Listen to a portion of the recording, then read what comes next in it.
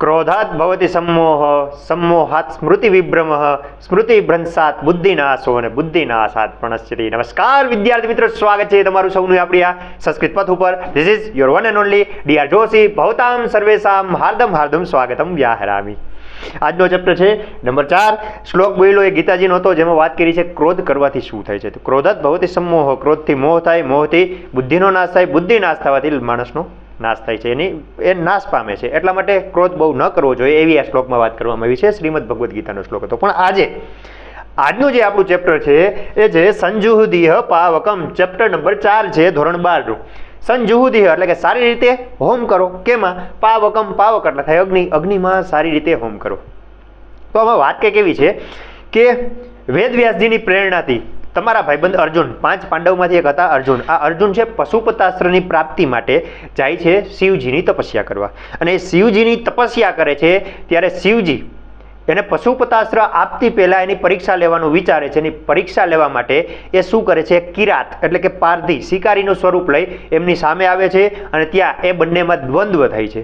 તો એ બાબતને ધ્યાનમાં રાખી, એ પ્રસંગને ધ્યાનમાં રાખી અને મહાકવિ ભારવીએ આને કિરાતાર્જુનિયમ એવું નામ આપ્યું છે। કિરાત એટલે કે શિકારી અને અર્જુન એટલે કે અર્જુન, આ બંનેનો પ્રસંગ વર્ણવો છે એટલા માટે આનું નામ આપ્યું છે કિરાતાર્જુનિયમ, જેના વિશે આપણે જોઈએ। અને કિરાતાર્જુનિયમમાંથી છે ને આ પાઠ લેવામાં આવ્યો છે। કેમાંથી?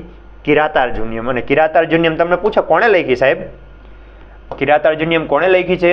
તો કાંઈ લખ્યું છે ભારવી પ્રણીતમ, ભારવી કવિ છે, એ ભારવીજીએ આ લખી છે। તમને એ દેખાતા હશે આ 4 પાંડવ છે, ભીમ, અર્જુન, નકુલ, સહદેવ, વચ્ચે યુધિષ્ઠિર અને દ્રૌપદીજી, બરોબર? 5 પાંડવ અને દ્રૌપદી। તો આ કિરાતાર્જુનિયમમાંથી આજના થોડાક શ્લોકો છે લેવામાં આવ્યા છે, આપણે જોઈએ શું છે એમાં।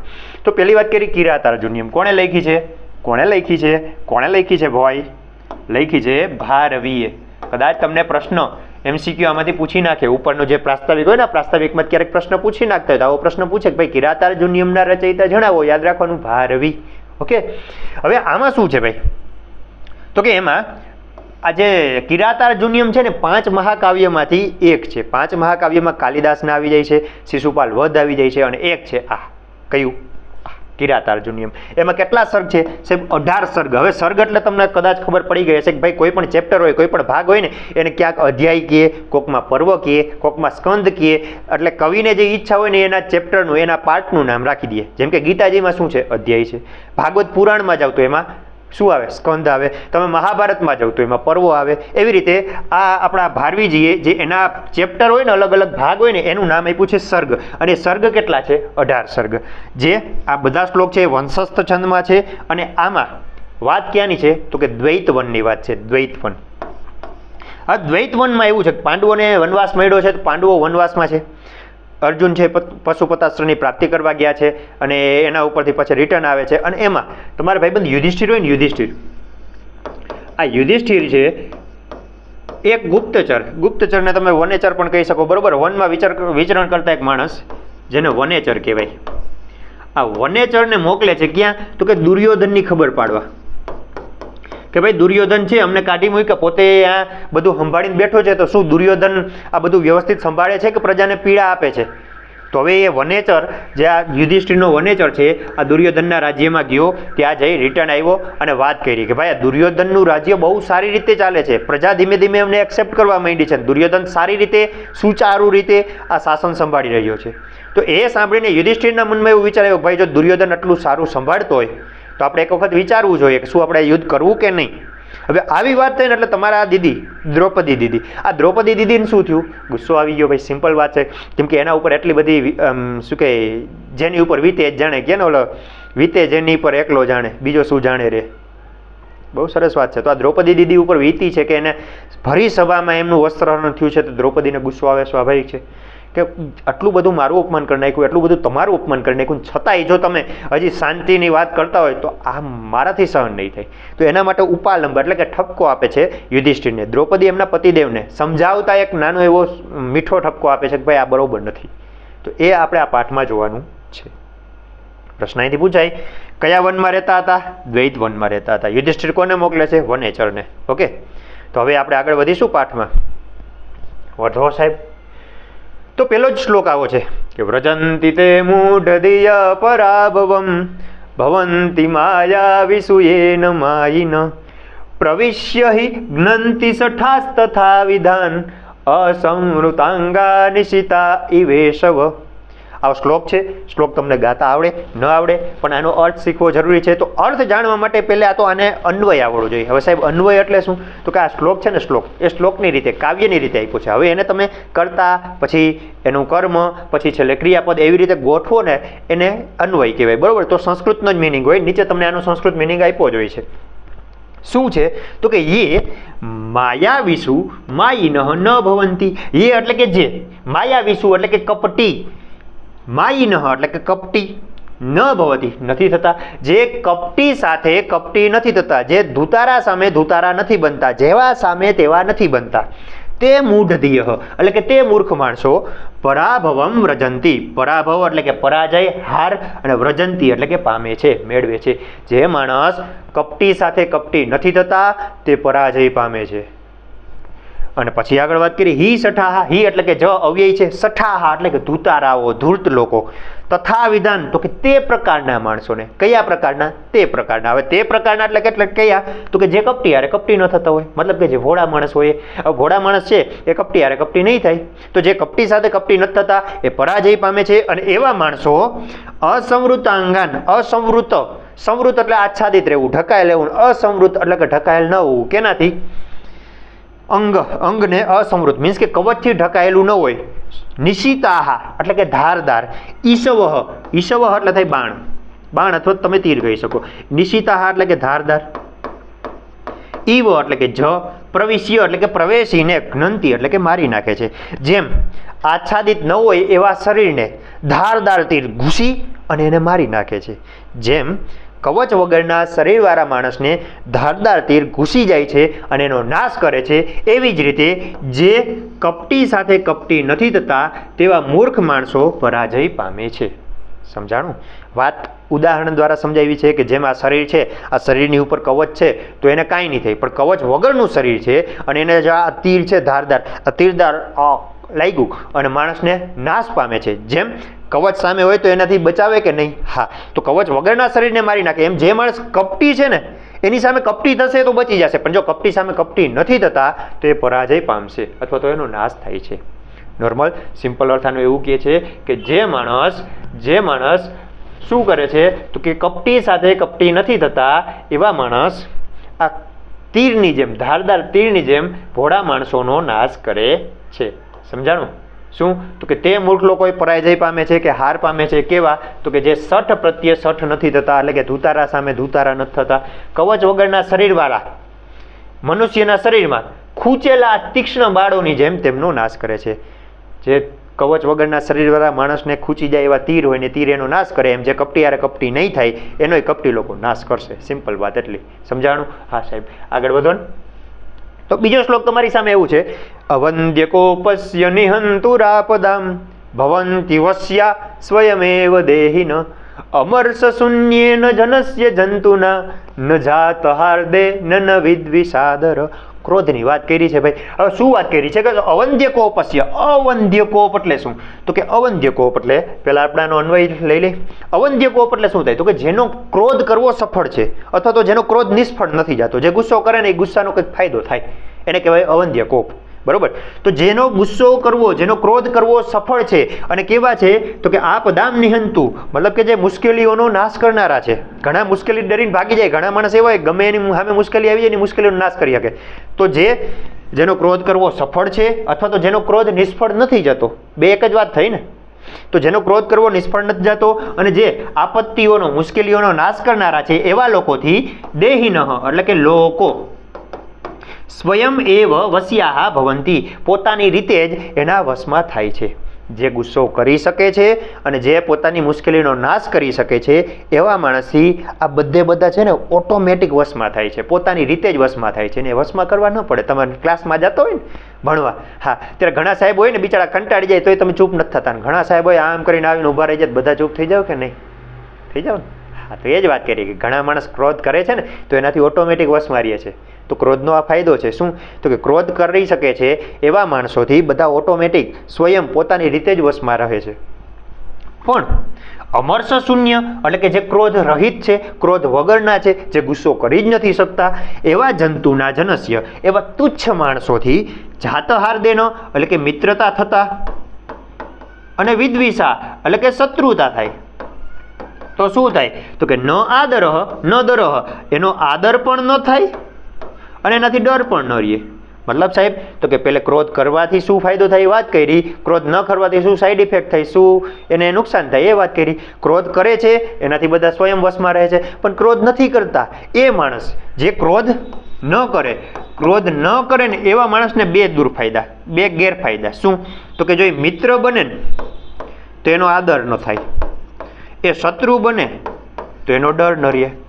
મતલબ કે જે માણસ ક્રોધ નથી કરતા, ક્રોધ ના કરે એવા માણસો મિત્ર બને છે તો એનો આદર નથી કરતા, એ માણસ શત્રુ બને છે તો એનાથી ડરતા પણ નથી.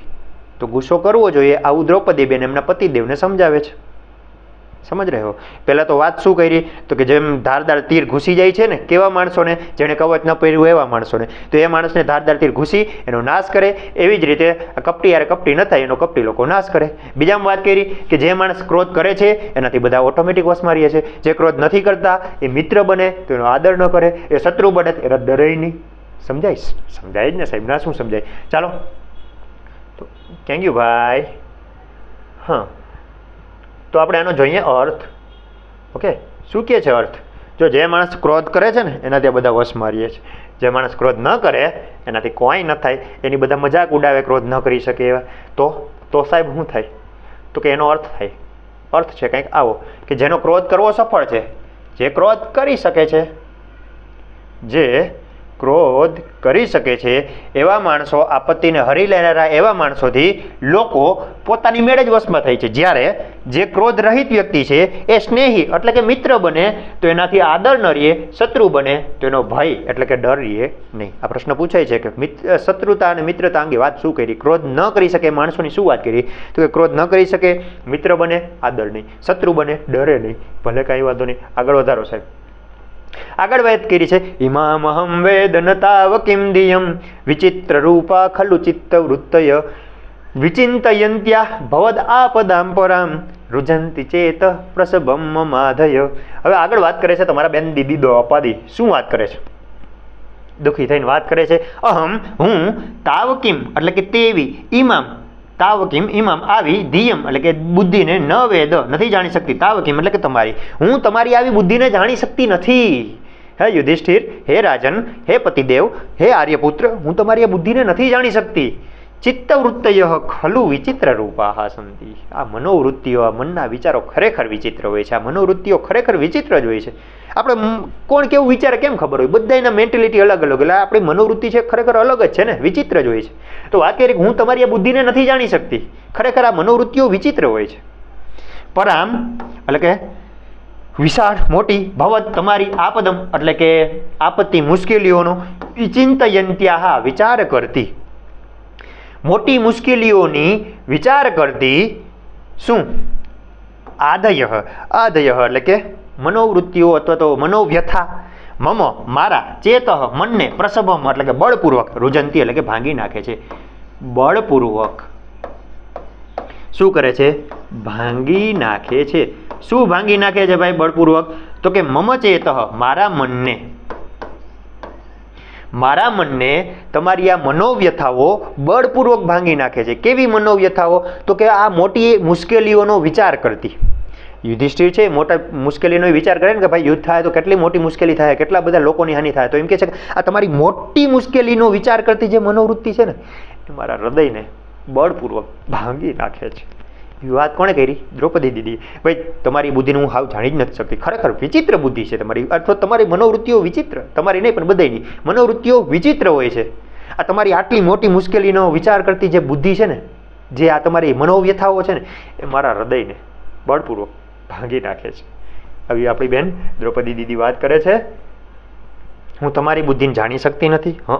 ખરેખર મનોવૃત્તિઓ જુદા જુદા પ્રકારની એટલે કે વિચિત્ર જ હોય છે. તમારી મોટી આપત્તિઓનો વિચાર કરનારી મનોવ્યથા મારા મનને બળપૂર્વક ભાંગી નાખે છે. ભાંગી નાખ્યું. આગળ હજી તો બેન હજી વારો કાઢે જ છે. જારો શું કહે છે? વિસન્નિમિત્તા યદિયમ દશાતત સમૂલમ ઉન્મૂલયતીવ મે મન પરૈરપર્યા સિતવીર્ય સંપદામ પરાભવપ્યુત્સવ એવ માનિનામ. સ્વાભિમાની લોકોની વાત કરી છે ભાઈ. આમાં શું કહે છે કે દ્વિષણ નિમિત્તા યદિ ઇયમ દશા, યદિ ઇયમ દશા, જો તમારી, જો કે આ તમારી દશા કેવી દશા, આવી દશા, દ્વિષણ નિમિત્તા, દ્વિષણ એટલે કે શત્રુઓના, નિમિત્તા એટલે કે કારણે છે, જો કે તમારી આવી દશા શત્રુઓના કારણે છે, એ વાત મે મનઃ, મારા મનને, સમૂલમ ઉન્મૂલયતી ઈવ, સમૂળગું ઉખાડી ફેંકે છે. જો કે તમારી આ દશા છે, મતલબ કે તમારી આ મનોવ્યથા, તમે મજબૂર થઈ ગયા હો, શાંતિની વાતો કરો છો, તો તમારી આ મનોવ્યથા એ શત્રુઓના કારણે છે ને, આ વાત છે ને મારા હૃદયને સમૂળગું ઉખાડી નાખે છે, ઉખાડી ફેંકે છે.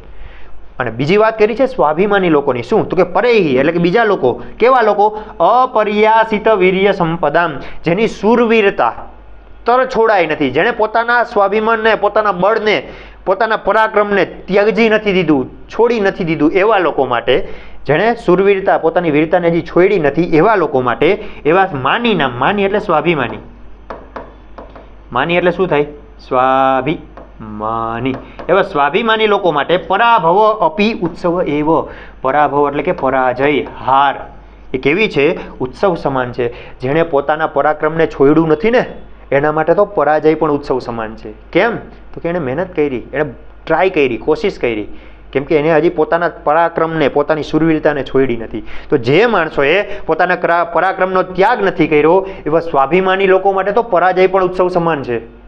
હે રાજન, આ તમારી આવી દશા શત્રુઓના કારણે છે ને, એ મારા હૃદયને બળપૂર્વક ઉખાડી ફેંકે છે. અને જે લોકોએ પોતાના પરાક્રમને છોડ્યું નથી ને, એના માટે તો પરાજય પણ ઉત્સવ સમાન હોય છે. આગળ વધીએ. હો સાહેબ વધો, શું કહે છે, અર્થ તમારા માટે જોઈ લેજો ભાઈ. હા, વિહાય શાંતિમ નૃપધામ તત્પુન પ્રસીદ સંદેહી વધાય વિદ્વિષામ વ્રજંતિ શત્રુન અવધૂય નિસ્પૃહા સમેન સિદ્ધિમ મુનયો ન ભુભૃત. ઋષિ મુનિ અને રાજા આ બંને પોતાને કાંઈ પણ કામમાં સિદ્ધિ મેળવવી હોય કે સફળતા હાંસિલ કરવી હોય તો એ બેના રસ્તા અલગ છે, એની વાત કરી છે.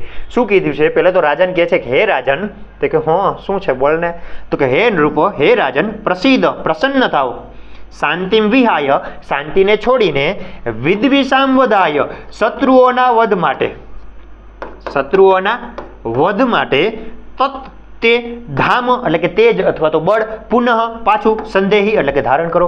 હે રાજન, પ્રસન્ન થાવ, શત્રુઓના વધ માટે તમારા તેજને, તમારા બળને પાછું ધારણ કરો. નિસ્પૃહા મુનય, નિસ્પૃહ એટલે કે જેની બધી ઈચ્છાઓ મરી ગઈ છે, જેને હવે કાંઈ ઈચ્છા જ છે નહીં.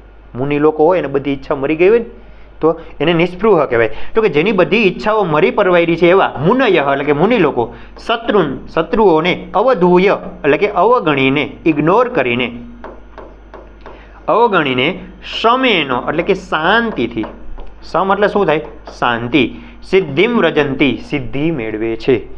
ભુભૃતઃ ન, રાજા નહીં. હે રાજન, પ્રસન્ન થાવ અને શત્રુઓના વધ માટે તમારા બળને, તમારા તેજને પાછું ધારણ કરો. કેમ કે જેની ઈચ્છાઓ મરી ગઈ છે, જેઓ ઈચ્છા વગરના છે, એવા ઋષિ મુનિઓ છે ને, એ જ શાંતિથી સિદ્ધિ મેળવે, રાજાઓ નહીં. રાજાઓને સિદ્ધિ મેળવવા માટે યુદ્ધ કરવું પડે, પરાક્રમ કરવું પડે. એ શાંતિની વાત કરે એ સારું ન લાગે ને દોસ્ત, હે? તો એ જ વાત કરી કે શાંતિથી સિદ્ધિ કોણ મેળવે, ઋષિ મુનિઓ, રાજાઓ નહીં. આગળ વધીએ. હે રાજન, આ જો મુનિ અને ઋષિ મુનિ અને રાજાનો ફેર કીધો. આ મુનિ છે એ શાંતિથી સિદ્ધિ મેળવશે, પણ રાજાઓને તો પરાક્રમ કરવું જ પડે, તો જ એમને સિદ્ધિ મળે. આગળ વધો સાહેબ. એનો અર્થ, રાજન શાંતિ છોડી તેજ ધારણ કરો અને પ્રસન્ન થાવ, શત્રુઓને છોડી નિસ્પૃહી મુનિઓ જ શાંતિથી સિદ્ધિ મેળવે, રાજાઓ નહીં, નહીં તો નહીં. અને આગળ હજી વાત કરે છે. પુરસ્સરા દામ અવતામ યશોધના શુદ્ધુ સહમ પ્રાપ્ય નિકાર મિદૃશમ ભવાદૃશા ચેદ અધિકુર્વતે રતિમ મનસ્વિતા હંત હતા મનસ્વિતા નિરાશ્રયા હંત હતા મનસ્વિયા. આ દ્રૌપદીબેન હજી પોતાનું દુઃખ જ વ્યક્ત કરે છે. શું તો કે પહેલાં તો ભાઈને થોડીક વાત કરી. ધામ અવતામ પુરસ્સરાહા, ધામ એટલે થઈ તેજ, અને ધામ અવતા એટલે કે તેજસ્વી. એમાં પુરસ્સરાહા એટલે કે તેજસ્વીઓમાં જે તેજસ્વી છે, અથવા તો તેજસ્વીઓમાં જે અગ્રેસર છે, આગળ પડતા છે એવા. યશોધનાહા, યશરૂપી ધનવાળા. ભવાદૃશાહા એટલે કે તમારા જેવા અગ્રેસર,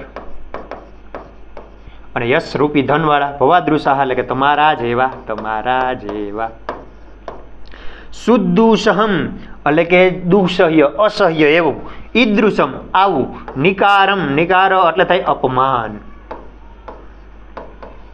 પ્રાપ્ય મેળવીને, રતિમ અધિકુર્વતે એટલે કે સંતોષ માને છે, રતિ એટલે થાય સંતોષ, અધિકુર્વતે એટલે કે પ્રાપ્ત કરે છે.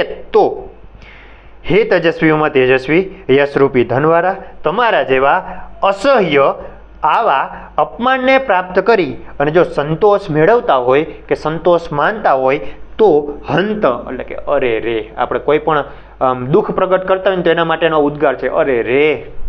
મનસ્વિતા એટલે કે સ્વાભિમાનીપણું, એટીટ્યુડ સ્વાભિમાનીપણું, નિરાશ્રયા એટલે કે નિરાશ્રિત બનેલું હતા એટલે કે હણાઈ ગયું. જો તમે હજી આટલું અસહ્ય દુઃખ સહન કરી, અસહ્ય અપમાનને સહન કરી અને સંતોષ માનતા હો તો આ મારું સ્વાભિમાનીપણું તો મરી પરવાયું. મારું સ્વાભિમાનીપણું છે એનો તો નાશ થઈ ગયો. કેમ કે તમે મારા પતિ થઈ અને જો આવું કરતા હોય, આટલું અપમાન સહન કરી અને જો તમે સંતોષની વાત કરતા હોય તો મારું જે સ્વાભિમાન હતું, મારું સ્વાભિમાનીપણું હતું એ તો મરી પરવાયું. બોલે છે દ્રૌપદીબેન આગે, આપણા દ્રૌપદીબેન, હે તેજસ્વીમાં તેજસ્વી, તો કે હું તેજસ્વીઓમાં અગ્રેસર, યશરૂપી ધનવાળા, આપના જેવા જો અત્યંત અસહ્ય અપમાનને પ્રાપ્ત કરી જો સંતોષ રાખે તો નિરાધાર બનેલું. કેમ કે આજ સુધી હું તમને આધાર માનતી ને એમના પતિને આધાર માનતી, પણ હવે તો નિરાધાર થઈ ગઈ. કેમ કે તમે સંતોષની વાત કરો છો, શાંતિની વાત કરો છો, તો આ નિરાધાર બનેલું જે મારું સ્વાભિમાનીપણું છે, મનસ્વીપણું એટલે કે સ્વાભિમાનીપણું છે એ તો મરી પરવાયું, એનો તો નાશ કરી નાખ્યો તમે. તો આગળ વધો અને હજી આગળ વાત કરે છે. છેલ્લો શ્લોક, અથ ક્ષમામેવ નિરસ્ત વિક્રમ ચિરાય પર્યેસી સુખસ્ય સાધનમ વિહાય લક્ષ્મી પતિલક્ષ્મ કાર્મુકમ જટાધર સંજોદીહ પાવકમ. તો વાત કરી છે અથ એટલે કે હવે, ક્ષમામ એવ અથ એટલે કે હવે, નિરસ્ત વિક્રમ જેણે પરાક્રમ ત્યાગી દીધું છે, જેણે પરાક્રમનો ત્યાગ કર્યો છે એવા ચિરાય, ચિર એટલે કે લાંબા સમય સુધી, ક્ષમામ એટલે ક્ષમાને જ, એવ જ સુખસ્ય સાધનમ સુખનું સાધન, પર્યેસી માનો છો. તો જેણે પરાક્રમનો ત્યાગ કર્યો છે એવા તમે, જેણે પરાક્રમનો ત્યાગ કર્યો છે એવા તમે લાંબા સમય સુધી સુખનું સાધન ક્ષમાને જ માગતા હોય, ક્ષમાને જ માનતા હોય તો શું કરો? તો કે લક્ષ્મીપતિ લક્ષ્મ, લક્ષ્મીપતિ એટલે થાય રાજા. યાદ રાખજો બરાબર, લક્ષ્મીપતિ એટલે આપણે વિષ્ણુ ભગવાનને કહીએ છીએ, પણ આ પાઠમાં લક્ષ્મીપતિનો અર્થ શું થશે? રાજા. શું થાય? રાજા. અને એનું લક્ષ્મ, આ લક્ષ્મ એટલે થાય ચિહ્ન, ચિહ્ન એટલે શું થાય? નિશાની. લાંબા સમય સુધી જો તમે ક્ષમાને જ સુખનું સાધન માનતા હોય તો લક્ષ્મીપતિ એટલે કે રાજાના ચિહ્ન રૂપી શું છે? કાર્મુકમ, કાર્મુક એટલે થાય ધનુષ્ય, બરોબર. વિહાય એટલે કે છોડીને, જટાધર સન જટાધારી થઈ જાઓ, અને ઈહ પાવકમ જુહોદી અહીંયા અગ્નિમાં હોમ કરો, સ્વાહા કરો, વહીમાં રાખો. હે રાજન, તમારા પરાક્રમનો નાશ થયો હોય, લાંબા સમય સુધી તમે સુખનું સાધન જો ક્ષમાને જ માનતા હોય તો આ રાજાના ચિહ્ન રૂપ શું છે? ધનુષ. આ ધનુષનો ત્યાગ કરો, જટાધારી થાવ અને યજ્ઞમાં અથવા તો અગ્નિમાં હોમ કરો, સ્વાહા. પાઠ પૂરો કરો. સમજાણું હશે આઈ થિંક. આટલું દ્રૌપદીબેને થોડુંક યુધિષ્ઠિરભાઈને ઉપાલંબ એટલે કે ઠપકો આપ્યો છે એ આપણો આ છે કે ભાઈ જો તમે ક્ષમાને જ માનતા હોય તો આ રાજાના ચિહ્નરૂપ ધનુષનો ત્યાગ કરો અને શું થાવ? તો કે જટાધારી થાવ અને અગ્નિમાં હોમ કરો. આવું આપણે દ્રૌપદીબેને સમજાવ્યું કે ને એમના પતિદેવ યુધિષ્ઠિરને. અગ્નિમાં હોમ કરો, આ અર્થ રહ્યો, વાંચી લ્યો. આગળ વધીએ. હવે તમારું સ્વાધ્યાય આવશે. હા, તો પહેલા પ્રશ્ન એમ કહે છે કે નિશિતાહ ઈશવ ઈવ ઘ્નંતિ. કોણ ધારદાર તીરની જેમ હણી નાખે છે? કોણ એવું છે જે ધારદાર તીરની જેમ હણી નાખે છે? ધુતારા લોકો. સિમ્પલ વાત. ધુતારા એટલે કે શઠ, શઠ એટલે શઠ. આ શઠ ધુતારા છે એ એનો નાશ કરે છે. કેસામ જનાનામ, કેવા માણસોને પરાજય પણ ઉત્સવ સમાન હોય છે. કેવા માણસોને પરાજય પણ ઉત્સવ સમાન હોય છે? સાહેબ સ્વાભિમાની. હવે માઈ એટલે કે માયાવી, વિદ્વિષા માટે શત્રુ, મુનિ એટલે મુનિ, માની નામ એટલે કે સ્વાભિમાની લોકો માટે. જે સ્વાભિમાની છે ને એમના માટે પરાજય પણ ઉત્સવ સમાન હોય છે. પ્રસિદ્ધ સંદેહી, પ્રસન્નતાઓ કેના માટે? વિદ્વિષામ શત્રુઓના. શું શત્રુઓના? વધ માટે. શત્રુઓના વધ માટે પ્રસન્ન થાવ. નિસ્પૃહા મુનય, ઈચ્છા વગરના ઋષિ મુનિઓ, કથમ સિદ્ધિ વ્રજંતી, કઈ રીતે સિદ્ધિ મેળવે? ભાઈ જે ઋષિ મુનિઓ છે એને સિદ્ધિ મેળવી હોય કોઈ પણ બાબતમાં તો કઈ રીતે મેળવે? સાહેબ સિમ્પલ બાત હતી, ઋષિ મુનિઓ શાંતિથી મેળવે, અને જે ભાઈ રાજાઓ હોય તો એ વિક્રમથી મેળવે, પરાક્રમથી મેળવે. લક્ષ્મીપતે હે લક્ષ્મ કેમ? લક્ષ્મીપતિ એટલે એનો અર્થ તમે નીચે કોમેન્ટ કરી દેજો ને કે લક્ષ્મીપતિનો અર્થ મેં શું સમજાવ્યો તો મને ખબર તો પડે. એનું લક્ષ્મ એટલે કે ચિહ્ન કેમ શું છે? ભાઈ લક્ષ્મીપતિનું ચિહ્ન શું છે? કારમુક. કારમુક એટલે શું થાય? ધનુષ, ધનુષ્ય, તો ધનુષ જે કયો. આગળ વધો સાહેબ. વાત કરી છે કીદૃશાહ મૂઢધિય પરાભવમ વ્રજંતી, કેવા મૂર્ખ લોકો પરાજય પામે છે. સિમ્પલ વાત, યે માયાવીષુ માયિનઃ ન ભવંતી. યે માયાવીષુ એટલે કે જે કપટી સાથે કપટી નથી થતા. ભાઈ આર્ટ્સ વાળાને સંસ્કૃત પ્રશ્ન પૂછાય તો કહી દઉં. યે માયાવીષુ માયિનઃ માયિનઃ ન ભવંતી, જે માયાવી સાથે માયાવી નથી થતા તે પરાભવમ વ્રજંતી, એમ કરી નાખવાનું. બરોબર, કીદૃશાહ પછી જગ્યાએ કરી નાખવાનું પરાભવ વ્રજંતી. યે માયાવીષુ માયિનઃ ન ભવંતી તે મૂઢધિયઃ પરાભવમ વ્રજંતી. બીજો પ્રશ્ન, દેહિનઃ કીદૃશસ્ય જનસ્ય વસ્યાઃ ભવંતી. તો કીદૃશસ્ય જગ્યાએ લખવાનું. શું લખવાનું? અવંધ્ય કોપસ્ય, અવંધ્ય, અવંધ્ય કોપસ્ય, જેનો કોપ કરવો સફળ છે એવા. અવંધ્ય કોપસ્ય નિહંતુરાપદામ, આપદામ નિહંતુઃ, આપદામ નિહંતુઃ. પછી આગળ લખી નાખવાનું જનસ્ય વસ્યાઃ ભવંતી દેહિનઃ. ચિત્તવૃત્તય ખલુ કીદૃશાઃ ભવંતી. ચિત્તવૃત્તિઓ કેવી હોય છે? એક પ્રશ્ન એક જ શબ્દમાં જવાબ, વિચિત્ર રૂપાઃ. ચિત્તવૃત્તિઓ કેવી હોય છે? વિચિત્ર રૂપાઃ ખલુ ચિત્તવૃત્તય. આનો જવાબ આ, આનો જવાબ આ. આગળ વધો. શત્રુન અવધૂય કે સિદ્ધિમ વ્રજંતી. શત્રુને અવગણીને કોણ સિદ્ધિ મેળવે? નિસ્પૃહા મુનય. નિસ્પૃહા એટલે કે જેની ઈચ્છાઓ મરી ગઈ છે એવા, અને મુનય એટલે થાય મુનિ લોકો, જેમની હવે કઈ ઈચ્છા જ નથી એવા નિસ્પૃહ મુનિઓ શત્રુને અવગણી ને સિદ્ધિ મેળવે છે. શઠ લોકો ભોળા લોકોને કઈ રીતે હણી નાખે છે? જેમ ધારદાર તીર કવચ વગરના શરીરમાં ઘૂસી એમનો નાશ કરે છે, એમ જે કપટી સાથે કપટી નથી થતા એવા ભોળા લોકોને શઠ લોકો હણી નાખે છે. સિમ્પલ વાત. ક્રોધ શૂન્યની મૈત્રી અને શત્રુતા અંગે દ્રૌપદી શું કીધું? તો કે મિત્ર બને અને શત્રુ બને. જો ક્રોધ શૂન્ય એટલે કે ક્રોધ નથી કરી શકતા, જે ગુસ્સો નથી કરતા એવા માણસો. મિત્ર બને તો એનો આદર ન થાય, શત્રુ બને તો એનાથી ભય અથવા તો ડર ન રહે. સિમ્પલ વાત હતી. યુધિષ્ઠિર આપત્તિ દ્રૌપદી કઈ રીતે પીડા અનુભવે છે? ભાઈ દ્રૌપદી પોતાની મનોવ્યથા વર્ણવે છે કે તમારી મનોવૃત્તિઓ ખરેખર વિચિત્ર છે, જે મારા હૃદયને બળપૂર્વક ભાંગી નાખે છે, અને તમે શત્રુઓના કારણે આવી તમારી દશા થઈ છે જે મારા હૃદયને ઉખાડી ફેંકે છે. આવી રીતે પોતાની મનોવ્યથાઓ વર્ણવે છે. મુનિ અને રાજાની સિદ્ધિ કઈ બાબતમાં ભિન્ન હોય છે? ભાઈ મુનિ લોકો છે એ શાંતિથી શત્રુઓને અવગણી, શત્રુઓને ઇગ્નોર કરી અને શાંતિથી સિદ્ધિ મેળવશે. મતલબ કે પોતાની કામ હશે એમાં આગળ વધશે. પણ જ્યારે રાજા છે એ શત્રુઓને અવગણશે નહીં, એ પરાક્રમ કરી, એ યુદ્ધ કરીને પોતાની સિદ્ધિઓ મેળવશે.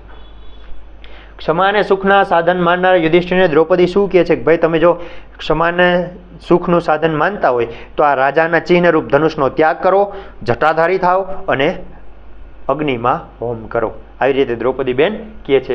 નેક્સ્ટ પ્રશ્ન શું છે સાહેબ? તો કે આ સમીક્ષાત્મક નોંધ અને સંદર્ભ નોંધ, આ બે નોંધ પૂછાય છે. આમાં મનોવ્યથા દ્રૌપદી બેનનો જે મનોવ્યથા છે એ વર્ણવાની, અને ઉપાલંબ એટલે ઉપાલંબનો અર્થ થાય છે ઠપકો. તો આ ઠપકો વર્ણવાનો દ્રૌપદી બેન આખા પાઠમાં જે ઠપકો, પણ સમીક્ષાત્મક નોંધ છે એટલે આમાં શું કે થોડુંક વિસ્તૃત લખવાનું હોય. બરોબર, દરેક પાસાઓનું ધ્યાન રાખવા કે કેમાંથી લેવામાં આવ્યું છે, કઈ રીતે આનું વર્ણન કરવું, એમાં આ પહેલાનો પ્રસંગ શું છે, પછી શું થયું, આ બધું વર્ણવવું પડે. અને સસંદર્ભ હોય તો એમાં રેફરન્સ આપવાનો. જેમ કે વિચિત્ર રૂપા ખલુ ચિત્તવૃત્તય, મનોવૃત્તિઓ ખરેખર વિચિત્ર રૂપ હોય છે. આનો અર્થ લખી પછી લખવાનું કે આ પંક્તિ કયું? તો કે મહાકવિ ભારવી પ્રણીત, મહાકવિ ભારવીએ લખેલા કયું ગ્રંથ છે ભાઈ? તો કે કિરાતાર્જુનિયમ, એમાંથી લેવામાં આવ્યો છે. અને પછી આનો ઉપર વ્યાખ્યા લખવાની. બરોબર, 8-10 લીટીની વ્યાખ્યા લખો, વધુ લખી શકો. પરાભવ અપી ઉત્સવ એવ માની નામ. જે સ્વાભિમાની લોકો છે એના માટે તો પરાજય પણ ઉત્સવ સમાન છે. જટાધરઃ સન જુહુદીહ પાવકમ, જટાધારી થઈ અને અગ્નિમાં હોમ કરો. આ 3 લીટીનો અર્થ કહી દીધા. આના ઉપર પહેલાં તમારે આનો રેફરન્સ લખવો પડે. રેફરન્સ તો હરખો જ રહે ને 3 કે ભાઈ આ લાઈન છે, આ પંક્તિ એ મહાકવિ ભારવીએ લખેલા કિરાતાર જુનિયમમાંથી લેવામાં આવી છે. ધોરણ 12ના પાઠ નંબર 4માં છે, આવું લખી શકો. તો એનો સંદર્ભ થઈ ગયો, રેફરન્સ થઈ ગયો. એના પછી એના ઉપર વ્યાખ્યા લખવાની હોય, આ સમજાવવાની કે ભાઈ જ્યારે દ્રૌપદીબેન છે એ યુધિષ્ઠિરભાઈ શાંતિની વાત કરી ત્યારે દ્રૌપદીબેન દુઃખ અનુભવે છે અને પોતાની મનોવ્યથાઓ દર્શાવતા એમ કહે છે કે ભાઈ આ ખરેખર માણસોની જે મનોવૃત્તિ હોય ને વિચિત્ર હોય છે ને એના ઉપર લાંબો એવો ગ્રંથ લખી નાખો. લાંબો નહીં, મતલબ 10-15 લીટી એવી વ્યાખ્યા લખી નાખવાની આપણા જ શબ્દોમાં, આ બધા ઉપર સેમ ટુ સેમ. હવે આઈ થિંક સમજાણો છે પાઠ. તો ગમ્યું હોય લાઈક કરજો, સબસ્ક્રાઈબ કરજો અને ખાસ શેર કરતા રહેજો મિત્રોને, જેનાથી થોડુંક ગ્રો થાય, આગળ વધીએ, બરોબર. અને બીજી કંઈ ક્વેરી હોય તો 9081 78 0 77 0 આના ઉપર તમે વોટ્સઅપ ઉપર પ્રશ્ન પૂછી શકો છો કાંઈ પણ. અને આમાં તમારે જો સંસ્કૃત પથમાં એક સંસ્કૃત પથ એક ઇન્સ્ટાગ્રામમાં ફોલો કરો તો કરી લેજો. Thank you. જય હિન્દ, જય ભારત. મળતે હૈ નેક્स्ट लेक्चर में.